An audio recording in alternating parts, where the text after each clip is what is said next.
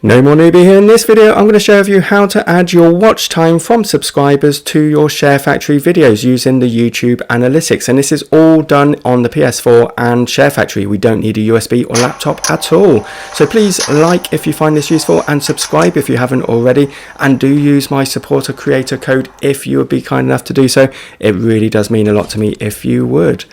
So I've had quite a few requests to make this video for you, and I haven't seen anyone else do it on YouTube using Sharefactory before, so I hope this is useful to a lot of you. So I understand that you want to add the YouTube statistics of how many people are subscribed to your channel that are watching your videos, and be able to add that to Sharefactory videos. So what we want to do is, on the PS4 we want to go across to the internet browser, and then we want to type into the search bar YouTube, and you get into that by pushing the triangle button.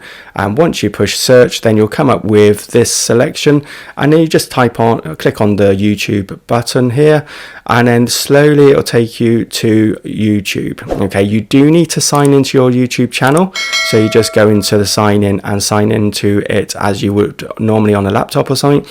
And then what you want to do is go down to your YouTube studio, and this is where we're going to get the statistics that we want to use. Okay, so once we've clicked on there, we want to go down the left hand side, and the fourth one down says analytics, and we want to click on analytics. So just click on this bit here, and then that will take us to the page that we want, and we want to click on the top bar that says audience. When we've done that, we then scroll down until we find the bit that says watch time from subscribers. And what we want to do is, you can see along the bottom of the screen, it says various buttons to push. And what we want to do is, once we get to the watch time from subscribers, then we want to push the square button to make it full screen, and then use the R3 button to tap down. I think you can tap it twice, and that will zoom in to the screen even more. And then you can move around till you get it roughly so it's showing like this. Once you've done that, you can use the controller and push the share button once, and that gives us the option of taking a screenshot of what we can see on screen. Okay, so share button once, push the triangle to hit the screenshot. Okay, that's going to take a screenshot of what we can see, and then we're done in the internet browser. We can just come out of that and go into Sharefactory. And then in Sharefactory, you want to go down to photos and then new project. Okay, and then you choose whichever theme you want to, and then we can find the screenshot there. So we push the cross button on the screenshot and push square to add it. Okay, and then you could rename it if you wanted to, and then here we are. So all we need to do from here is push the cross button to edit the photo, and we want to go to pan and zoom, and then we just want to zoom in and move the screen around until we've got only the statistics that we want in view. So we want to get rid of any other text other than watch time from subscribers and the information you can see now. Now what we can do then is push the options button on the controller, and then we can push on the export to gallery, which will save it in the gallery for us to use at a later point. Now this is option one, just to use it as a screenshot, but what we could actually do is, in another video I've got screenshots as overlays, so you could actually use it as an overlay so you can move it anywhere you want. But for this, we're just going to use it as a screenshot, but also we're going to do a step two, which is give us the option of using it as a video. So if you push the L2 button that was at the bottom of the screen there, that makes it full screen, and then what we can do is double tap the share button, and that's just going to record it just for about 5 seconds, and then we double tap the share button on the controller again to stop recording, and there you go, it comes up with video clip saved capture gallery. So that's now means that we've got a screenshot and a video clip in our gallery ready to use at a later point. So we can leave the photos and then go into videos, and then within videos what we can do is go to my project, and this is just going to show you how to add it now to one of your videos, and it will be sat there ready for you to use in any videos really. Okay, so for example, step one in this one is we're just going to split the video wherever we want to add the percentage.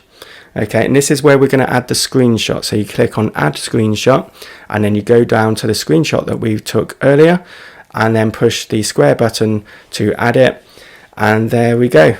Okay, it's just going to pop up there okay, and it will stay on there for 5 seconds or so. You can obviously reduce the time that it's on there, and then it goes back to your video.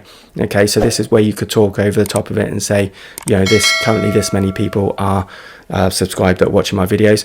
Now I would suggest you tidy it up a little bit by adding a transition between the clips. It just makes it a little bit more professional, I think, and then add one to the end as well. Okay, and that is how you add it as a screenshot.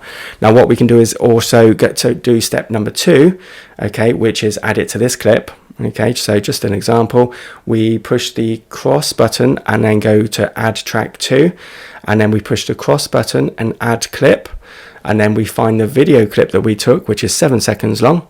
Okay, now you can obviously change this length of time. Okay, but what you can do is push the cross button and go to, you could go full screen, but that's pretty much the same as what we've just done with the screenshot. So go to center, and you can see that's going to add a pip video within the video that you're adding it to, and then you can just push the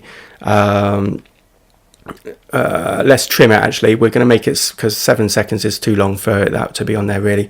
I'd suggest maybe 3 or 4 seconds, and then push the cross button once you've got the time you want, and then just come out of that. That's all you need to do on there. Then you play the video and we'll see what it looks like.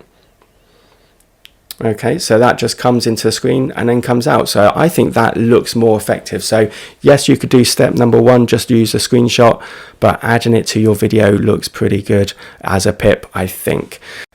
Now you could just stop there and save your video as you normally would there, which is absolutely fine, but I'm going to delete it, come out of it, and come out of our project altogether, and we're going to go one step further, and that is going into a new project, so a new video project. Choose whichever theme you want, and we want to go back to the video clip that we had.